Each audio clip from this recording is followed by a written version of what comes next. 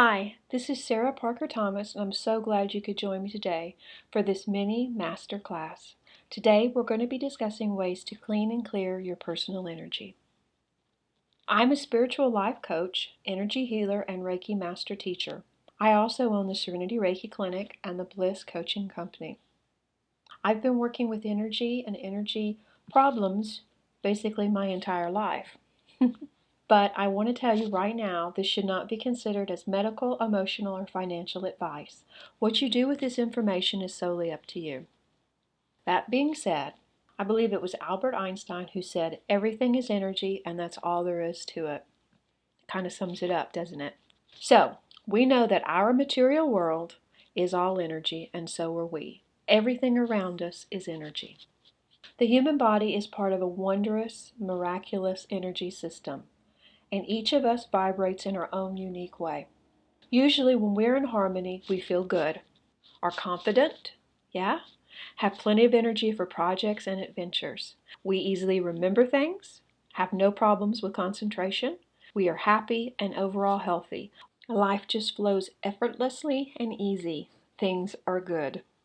But when your energy becomes blocked, stuck, entangled, or stagnant, not so much. Usually, our energy becomes misdirected and things go out of balance, and then this causes chaos. See, stress seems to suddenly be overwhelming. You may develop mental fog, headaches, muscle pain, a cold that doesn't go away, cold that lasts for months. You may suddenly feel helpless, depressed, and like all the vitality of life is gone. Usually, there's a malaise or general illness, followed by that crap feeling of just feeling run down, fatigued, ick most of the time. And if this is left unchecked and continues on, it can manifest into other more serious illnesses and disease. So how did we pick up this negative, stagnant energy? Okay, on a personal level, it happens. Over time, past drama, emotional upsets, trauma, and unhealthy habits all contribute to this stuck, stagnant, negative energy patterns. And it usually is something that happens gradually so that you're unaware that it's become the norm to feel bad. From others, no matter how hard you try, and I know most of us do try, we pick up negative energy from time to time. I like to think of it as poop, dog poop. You walk around being mindful and attempting to avoid it. You know it's out there. You know there's dog poop out there. But sometimes it just happens, and you step square into it. And then you end up tracking it around. It's everywhere before you notice it. So that's kind of the way that negative energy is.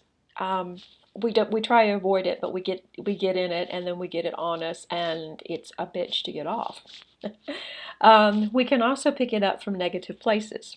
Places where a lot of people congregate, places where traumatic events have occurred. Think battlefields, hospitals, institutions, prisons. You get the idea. Yeah, these places, especially if they're buildings where the rain and sun, wind can't permeate, a building as opposed to an open field, or a building in ruin or decay. Usually these places are associated with psychic or paranormal activity too. These places sometimes are a hotbed of poopy energy. Oh, I hope that doesn't become a term, right? This is they're usually a hotbed of this type of energy, and also it seems to stick to us like dog poop. So, that being said, how do you clear this type of energy? Well, here are 10 ways plus some bonus ways on how you can clear this energy. Number 1, the easiest, quickest, most effective and efficient way is to smudge yourself.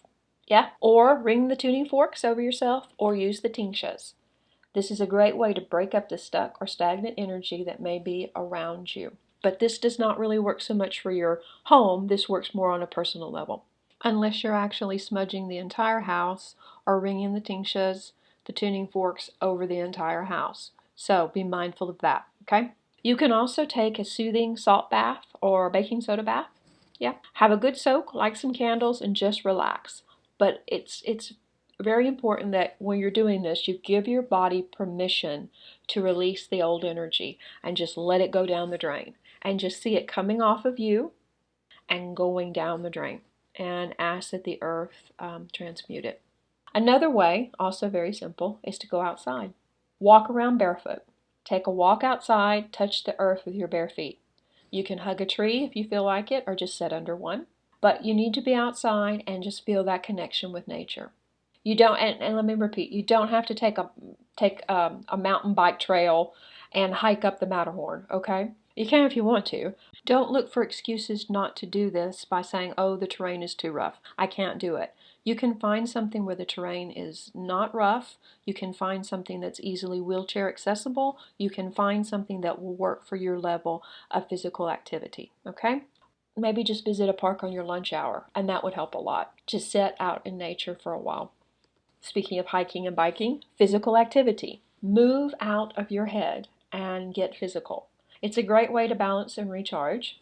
Try some yoga, Pilates, Tai Chi, Qigong, really anything. Walk around, hike, ride your bike, especially, like I said, outside. And the best times, of course, are early morning or late afternoon. And if you can get a little bit of sunshine in, that's even better too. Be mindful of your physical abilities and don't overdo it.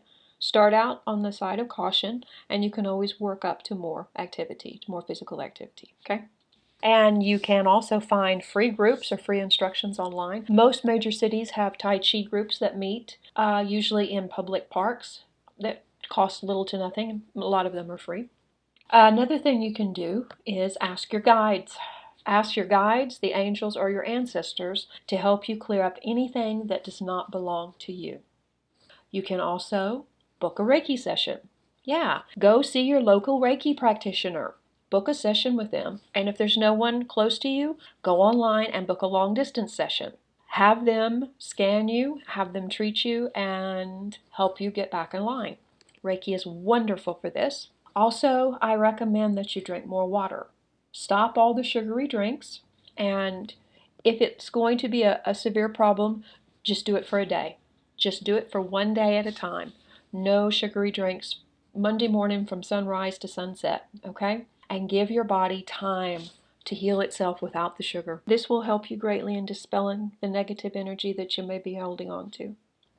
Another thing you can do is spend time around the ocean or a lake or a stream or just any body of water. Swimming in the ocean or even just walking along the beach will help you clean your ions and help you relax and get back in balance quickly. It's very soothing on many levels, and it's an easy thing to do as well. Another tip is detox your diet. Ooh.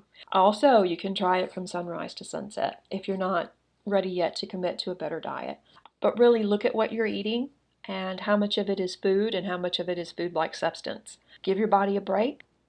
And also, speaking of giving yourself a break, fast from tech. And by this I mean spend a day fasting from all technology. No computer, no cell phone, no iPad, nothing. One solid day. Obviously, you set this up in advance so that you don't have, a critical project due or some paper due for school, that you have everything turned in and you can block out one entire day to just read or be outside or whatever it is that you would like to do, but no electronics. And my last tip is probably one of the most important ones. Fast from toxic, drama-filled people. I know this is not always easy because sometimes they're at your office or your school or they're your family. But same as fasting from electronics. Plan it in advance. Let the people know that you will be unavailable from sunrise to sunset next Thursday, for instance, and get away from them. True friends and people that care about you maybe won't understand this, but they will at least respect it. So you're not asking too much to take one day off for yourself. Spend time alone or with other people who are like-minded. Don't think about them, and if you do, start journaling it. Journal what you're thinking and release it as you write it down. But give yourself that break. We all need time alone. We all need time away from the drama, and it's not asking too much. I would actually suggest that if you work in a really stressful situation or go to school where it's very stressful like that, that you plan on doing at least one day every month. But anyway, I hope these tips will help you clean your energy field and remove some of the stuck energy that may be lodged on you and may be making you feel less healthy and less vibrant. I feel that all energy healing practices modern, ancient, and somewhere in between, are here to help us and to be used together to complement each other whenever possible. So try out these tips and find the ones that work the best for you. And if you'd like to learn more about balancing, clearing, and charging your energy, or take one of the many classes offered at Serenity or Bliss, then please contact me or one of our team members. And also, if you'd like to book a free consultation with me and work one-on-one, I'd be more than happy to do that too. So, okay, that ends this video. I look forward to hearing your comments or suggestions, and we'll see you for the next video next week. Thank you. Bye-bye. Reiki blessings.